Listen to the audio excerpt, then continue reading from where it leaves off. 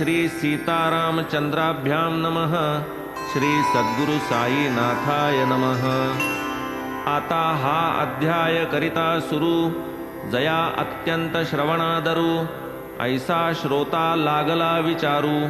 गुरु की सद्गुरु श्री साई, तयाचिया समाधान, कथू सद्गुरूच्या संक्षिप्त लक्षण, जेणे श्री साई समर्थ चरण, मिळतील खुणा सद्गुरूच्या,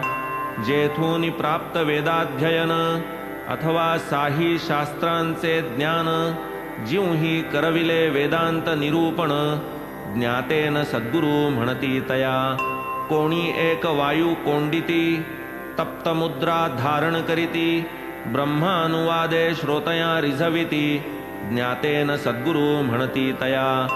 शिष्या शास्त्रोक्त मंत्रही देती, जप करावया आज्ञा करीती, होईल केव्हा फलप्राप्ती,